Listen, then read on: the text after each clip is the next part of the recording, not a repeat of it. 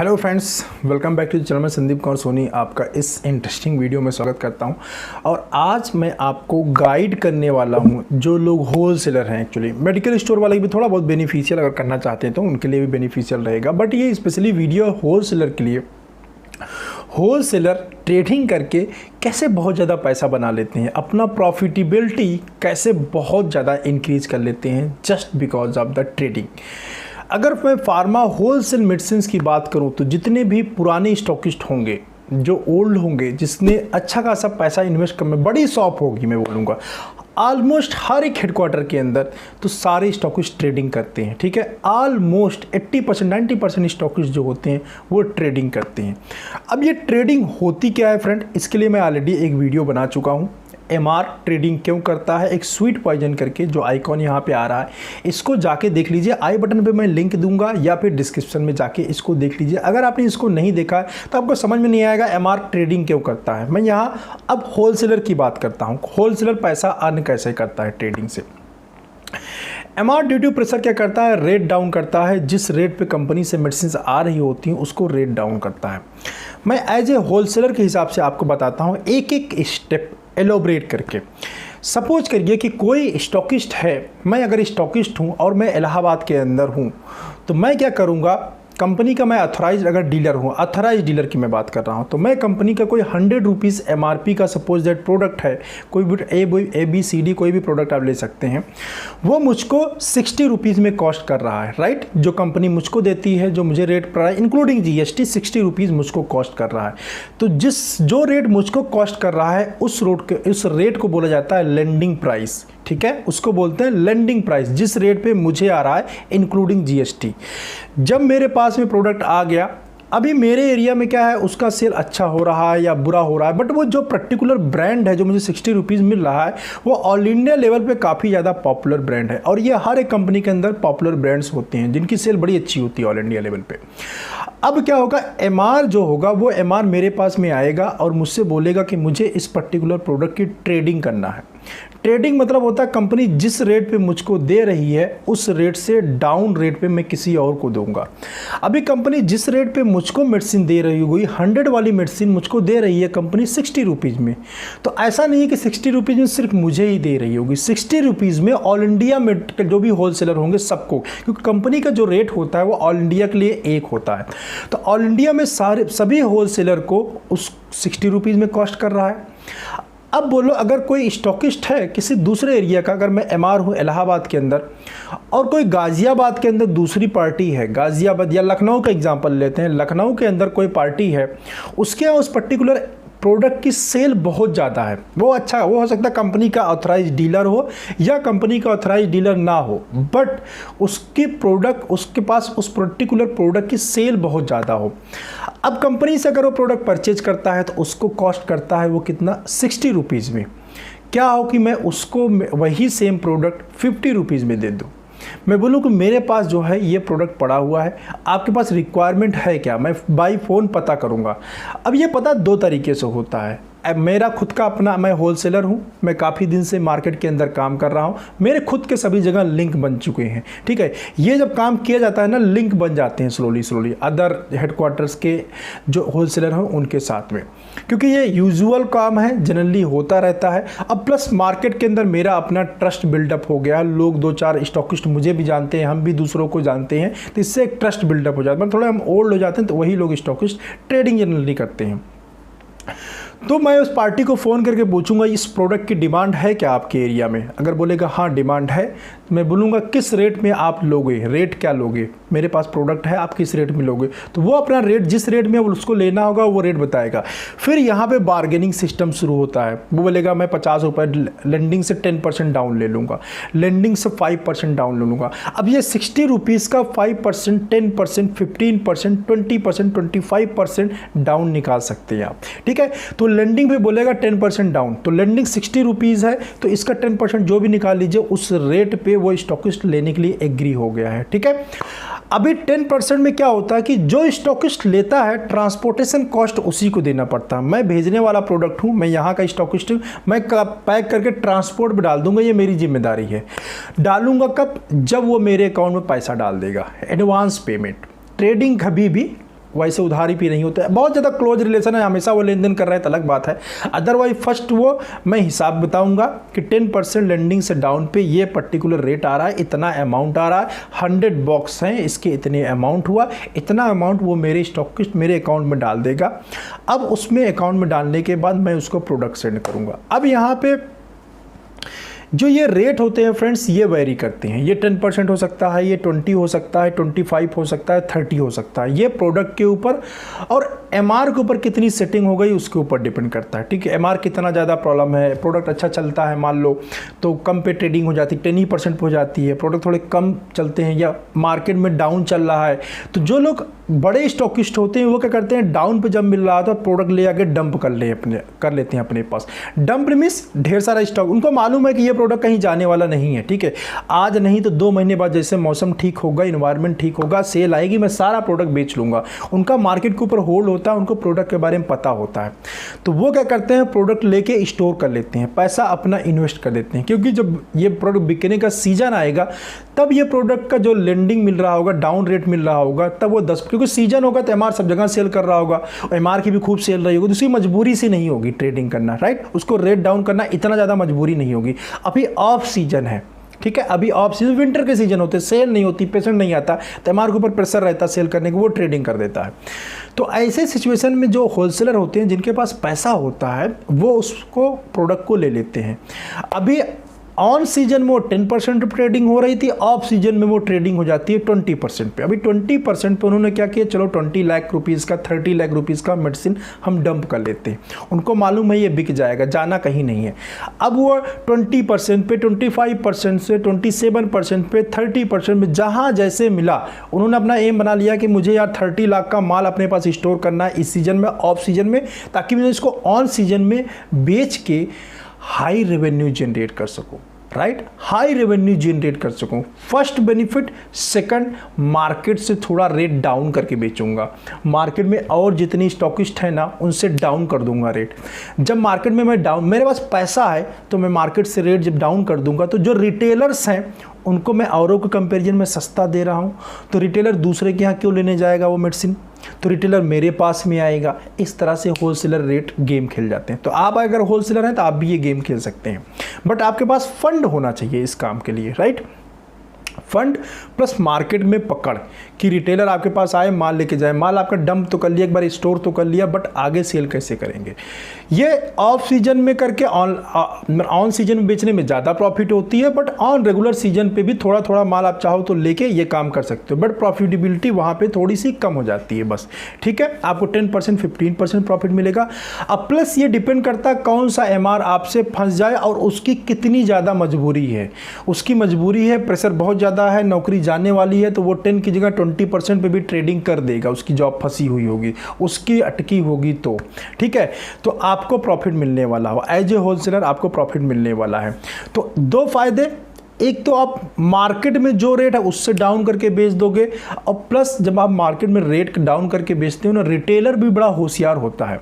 Retailer क्या सोचता है, ये ट्रेडिंग वाला स्टॉकिस्ट है, इसके पास ट्रेडिंग वाला माल मिलता है, मतलब 2 पैसे में कम में माल मिलेगा, इसके पास जाओ 2 पैसे में कम में माल मिलेगा।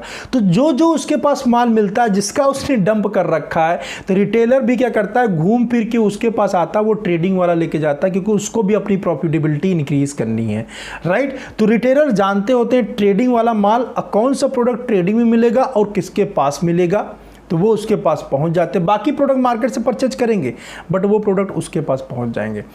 अब वो ऑफ में क्या करता है, लेके एक सस्ते में, अभी वो सारा प्रोडक्ट रिटेलर को ही नहीं देता, वो होलसेलर जो अपने पास डंप किया हुआ है, ये मेडिसिन एक होलसेलर से दूसरे होलसेलर पे जाती हैं। अभी रोज होलसेलर को रिक्वायरमेंट आई प्रोडक्ट की, ठीक है, डाउन पे चाहिए मुझको, अभी दूसरा वो 20 पे परचेज करके रखा था, 18% डाउन पे, 2% कमा लिया अपने पास में, 18% दे दिया, ठीक है। 20% डाउन परचेज किया हुआ था, 18% पे दे दिया, या 15% पे सेट किया और दे दिया। उसको क्या है, उसको तो पैसे रोटेट करने हैं। इधर उसने परचेज किया, एमआर से सेट किया, कितना लेंडिंग डाउन दे, एमआर ने बोला 10% लेंडिंग डाउन दूंगा, उसने दूसरे स्टॉकिस्ट को फ़ोन किया, माल मिल रहा है, 8% डाउन पे मिल रहा है, चाहिए क्या। इधर एमआर से 10% लिया, 2% खुद लिया और 8% पे आगे माल दे दिया। मार्केट में होल्ड होने की वजह से उसको ये एडवांटेज मिल जाता है। जो बड़े स्टॉकिस्ट होते हैं, बड़े ट्रेडर होते हैं, वो इधर एमआर से या और जो ट्रेडिंग वगैरह करने वाली एजेंसीज होती है, होलसेलर होती है, उनसे भी उनका कांटेक्ट होता है, और जो उनको लिक्विडेट करने वाली एजेंसीज होती हैं उनसे भी उनका कांटेक्ट होता है। तो वो दोनों तरफ कांटेक्ट बना के रखते हैं। प्लस अगर कुछ माल डंप हो जाता है, नहीं आगे जा पा रहा है, तो जो रिटेलर्स होते हैं उनको दे देते हैं। तो इस काम को करने के लिए आपका रिटेलर पे होल्ड होना चाहिए, प्लस मार्केट के अंदर पकड़ होनी चाहिए कि एक स्टॉकिस्ट जिस रेट में आ रहे हो थोड़ा 2% अपने पास लेके आगे ट्रांसफर कर दिया। अभी आपका सिर्फ पैसा एक हफ्ते या 10 दिन के लिए फंसा, एक जगह से आपने डाला, माल को लिया और आगे दूसरे स्टॉकिस्ट को सेल कर दिया, थोड़ा सा 2% या 3% अपने पास। ये सेटिंग की बात होती है, कभी 2%, कभी 3%, कभी 5%, कभी 10%। ये आपके ऊपर डिपेंड करता है कि आप कितने पे सेटिंग कर ले जाएंगे, राइट। और एमआर की मजबूरी पे डिपेंड करता है कि कितने मजबूरी में कितना माल, उससे कितना ज़्यादा इससे निगोशिएट कर पाते हैं कि नहीं मैं 10% डाउन लूँगा, नहीं मैं 20%। एमआर की फंसी होगी तो वो देगा, 20% भी देगा। अब क्या है कि अब आपने वो माल आगे कर दिया। तो इस तरह जो बड़े स्टॉकिस्ट होते हैं फ्रेंड, आपको लग रहा होगा 2% से 3% से क्या होगा, बट जिसका आप सोचो ना 50 लाख रुपीज़ का या करोड़ रुपीज़ का टर्नओवर है जिन स्टॉकिस्ट को, बड़े बड़े स्टॉकिस्ट का करोड़ से ऊपर, मतलब नॉर्मल करोड़ रुपीज़ फार्मा के ऊपर फार्मा जॉब में मार्केटिंग में टर्नओवर, मतलब बहुत छोटी सी मैं बात बताऊँगा आपको, राइट। एक मेडिकल रिप्रेजेंटेटिव बड़े आराम से एक कंपनी का एक डिवीज़न का मैं बोलूँ ट्रेडिंग में वो 1 लाख का ट्रेडिंग कर देता है। सपोज दैट एक कंपनी के अंदर अगर 5 डिवीज़न है, 5 डिवीज़न में अनयूजुअल बोल रहा हूँ, मतलब ऑलमोस्ट कंपनीज की जो ठीक ठाक सी कंपनी है ना, उसके अंदर 12-15 डिवीजन से कम नहीं है। तो एक डिवीजन अगर 1 लाख रुपए का मेडिसिन ट्रेड करता है, तो आप सोचो 10 डिवीजन भी ट्रेड, 15 में से आउट ऑफ 15 जो है, और 10 डिवीजन भी ट्रेड की तो भी 10 लाख रुपए हो गया। मात्र नहीं 10 कंपनी ही मिलकर 1 करोड़ रुपए का टर्नओवर ट्रेड हो गया। बट 1 करोड़ ट्रेड करने के लिए ना आपके पास 1 करोड़ आपके पॉकेट में भी होना चाहिए, देन आप 1 करोड़ का ट्रेड कर पाएंगे। बट ये ऐसा नहीं है कि 1 करोड़ का ही ट्रेड करो, ठीक है। आपके पास 10 लाख का बजट है, ठीक है, 5 लाख रुपए में ट्रेड करेंगे, हम ट्रेडिंग करेंगे और 5 लाख रुपए अपना साइड में रखेंगे, मान लो डंप हो गया, नहीं मूव कर रहा है तो। बट इसमें ध्यान रखने वाली कौन सी बात है, अगर आप न्यू स्टॉकिस्ट हैं, राइट, आप न्यू स्टॉकिस्ट हैं, नए नए अभी आए, तो आप ट्रेडिंग में मत जाइए। ट्रेडिंग में पकड़ की जरूरत होती है। अभी देखिए इसमें लॉसेस क्या होती है, न्यू स्टॉकिस्ट का दिक्कत कहाँ पे आती है, जो लोग न्यू है उनके साथ क्या प्रॉब्लम आ सकती है। एक तो ट्रेडिंग का जो बिजनेस है उसमें अकाउंटिंग मैच करने की बड़ी प्रॉब्लम आती है, क्योंकि आप कंपनी से जो रेट आ रहा है उससे डाउन करके दे रहे हैं। जब डाउन करके दे रहे हैं, जो प्रोडक्ट का रेट होता है वो कंप्यूटर पर मैच नहीं करता। कंप्यूटर आपको बिना बिल के कुछ प्रोडक्ट भेजने पड़ेंगे आगे, क्योंकि एज पर द गवर्नमेंट जो है कोई भी प्रोडक्ट आप ला के ना सस्ते में नहीं बेच सकते, राइट। आप अगर गवर्नमेंट को शो करोगे कि आप सस्ते में बेच रहे हो प्रोडक्ट, इसका मतलब गवर्नमेंट के साथ फ्रॉड कर रहे हो, जीएसटी में आप फ्रॉड कर रहे हो। तो ये दिमाग में लेके चलना पड़ता है कि मैं उसको लॉस में ना दिखाऊं, मतलब जिस रेट पे बिलिंग आई हुई है उसी रेट पे मैं आगे बिल कर दूं, या फिर एक दूसरा बिल दे दूं, अपने पास एक दूसरा बिल बाद में जनरेट कर लूं, ठीक है, या मान उसके अंदर कुछ चेंजेस कर लूँ, ऐसा कुछ कर लूँ। लेकिन जीएसटी में खैर अब तो सब जगह बिल्कुल बैंक अकाउंट सिस्टम हो गया, तो ये कर पाना भी बड़ा टफ होता है। तो पहला प्रॉब्लम है ये अकाउंट मैचिंग करना। जब हम ट्रेडिंग करते हैं तो अकाउंटिंग मैच कर पाना बड़ा टफ हो जाता है, जल्दी से अकाउंटिंग मैच नहीं करता है। ये लेन देन का रेट का जो गेम होता है ना, इसमें बहुत मैथमेटिक्स लगती है, तो अकाउंट मैच कर पाना बड़ा मुश्किल होता है। क्योंकि as per the GST rule आप अगर किसी से ना 20,000 ज़्यादा कैश में पैसा नहीं ले सकते। अभी जिसको आपने मेडिसिन दिया है वो आपके अकाउंट में नेफ्ट करेगा, एनईएफटी के थ्रू पैसा डालेगा, आप भी एनईएफटी के थ्रू डालेंगे। तो आपको ये हिसाब किताब बिल्कुल मेंटेन रखना पड़ेगा, कितना पैसा आया और क्यों आया। आपने आगे अपने अकाउंट से दिया तो क्यों दिया, कौन से बिल के अगेंस्ट दिया। तो इसको कंप्यूटर पे अपने लेजर पे मेंटेन करना, अपने वकील के पास, लॉयर के पास मेंटेन करना अपने आप में एक झंझट है, एक टफ जॉब है। तो आपको अगर इसकी अंडरस्टैंडिंग, बैलेंस शीट की अंडरस्टैंडिंग नहीं है तो आपके लिए लॉन्गर ड्यूरेशन में ये प्रॉब्लम क्रिएट कर सकता है। वैसे तो कोई प्रॉब्लम नहीं आएगी, बट कभी जीएसटी अगर रेड किया, जीएसटी ऑफिसर आपके पास आया, सेल टैक्स आया आपके पास, देन आपको फंसा देगा 100%। पहला रिस्क।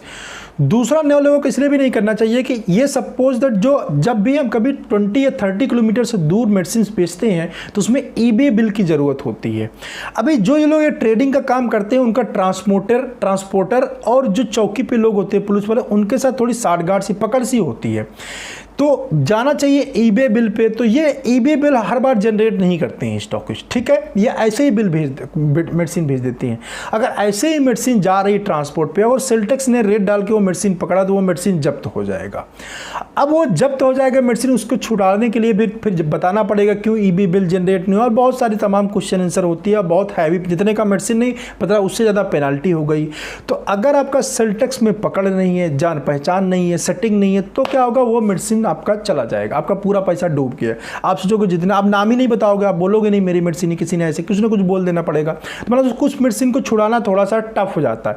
लेकिन जो लोग पुराने से धंधे को कर रहे हैं उनको मालूम है कहाँ कैसे किस चीज़ को हैंडल करना है, कौन सा व्यक्ति काम आएगा कभी कोई मेडिसिन फंस गया तो, राइट। आजकल सेल्टेक्स डिपार्टमेंट बहुत ही ज़्यादा स्ट्रॉन्ग है, तो एक बड़ा डिसएडवांटेज ये भी है।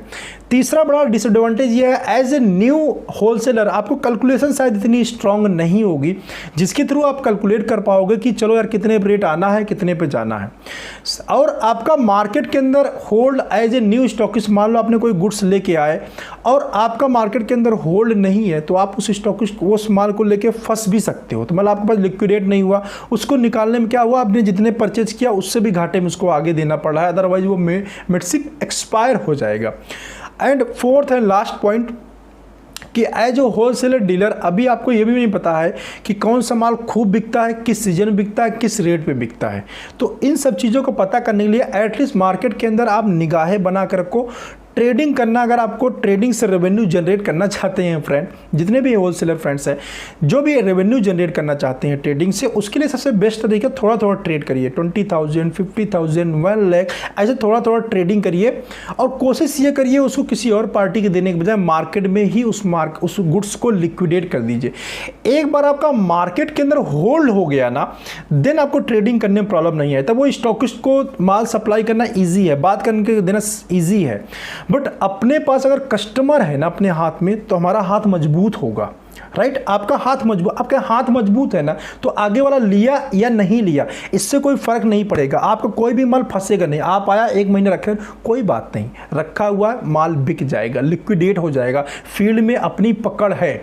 तो एज ए न्यू होलसेलर अगर आपको ट्रेडिंग में ऊपर जाना है, ट्रेडिंग के थ्रू पैसा बनाना है, रेवेन्यू जनरेट करना है, होलसेल मार्जिन 10%, कंपटीशन में 5% तो चला जाता है, कैश डिस्काउंट के अंदर बचता है 5%। 5% के अंदर अभी अपना जो प्यून है उसको पैसा देना है, जो सप्लाई बॉय है उसको पैसा देना है, जो सप्लाई बॉय बाइक लेके जाएगा आपका सप्लाई करने उसको भी पैसा देना है। मतलब कुल मिला के मैं बोलूँ तो 5% में ओनली 2% ज़्यादा बचता नहीं है, राइट।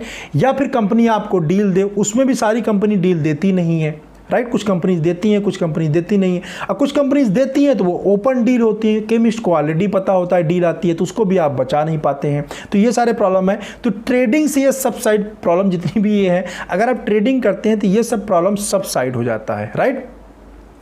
ये कंपनी के हिसाब से, एमआर के हिसाब से, गवर्नमेंट के हिसाब से मैं बोलूँ लीगल नहीं है वैसे, ठीक है, ये लीगल नहीं है ट्रेडिंग, क्योंकि ट्रेडिंग को भी लीगल किया जा सकता है, लेकिन मैंने वो जीएसटी और सारी चीज़ें उनको बोला मैच करके चलेंगे तो। लेकिन इतना मैं बताऊं प्रैक्टिकली मैं बोलूं तो इतना एक्यूरेट अकाउंटिंग मैच कर पाना बहुत ही ज़्यादा टफ होता है फ्रेंड, बहुत ज़्यादा टफ होता है इन सब डेटा को मेंटेन करना।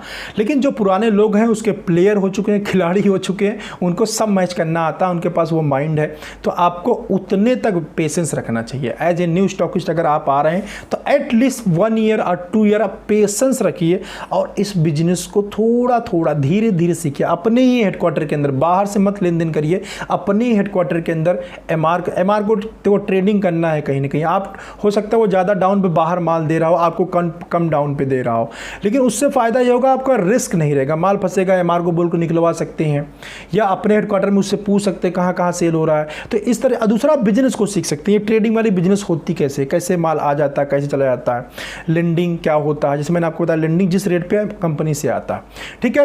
तो ये था ब्रीफ नहीं बोलूँगा, मैंने सारी चीज़ों को बिल्कुल क्लियर करने की कोशिश किया है कि ट्रेडिंग एक्चुअली क्यों होती है, कैसे होती है। एमआर प्रेशर, जब एमआर के ऊपर प्रेशर आता है तो ट्रेडिंग करता है।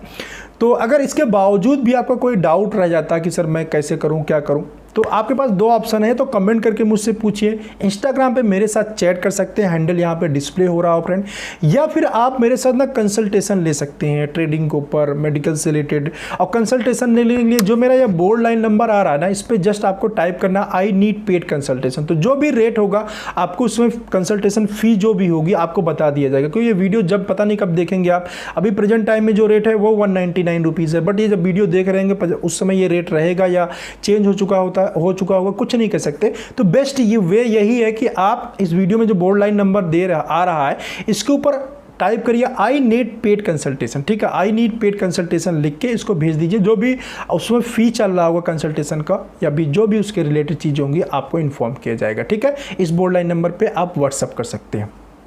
तो this is all about trading for the wholesaler, जिसके थ्रू आप रेवेन्यू बढ़ा सकते हैं, क्योंकि होलसेलर का जो बिजनेस होता है वो लिस्ट प्रॉफिटेबल बिजनेस होता है, बट ट्रेडिंग के थ्रू जो होलसेलर्स हैं, बड़े बड़े जियांट हैं, वो लोग गेम प्ले करते हैं, ठीक है, गेम चेंजिंग गेम प्ले करते हैं। चलो इस वीडियो में इतना ही। उम्मीद करता हूँ आपको वीडियो अच्छा लगा होगा, कुछ नॉलेज मिली होंगी, और हो सकता है अपने बिजनेस में आप इंप्लीमेंट करके इसके थ्रू रेवेन्यू जनरेट करें, ठीक है। तब तक के लिए बाय बाय, और इस वीडियो को देखने के लिए फ्रेंड आप लोगों का बहुत बहुत धन्यवाद। Thanks for watching this video.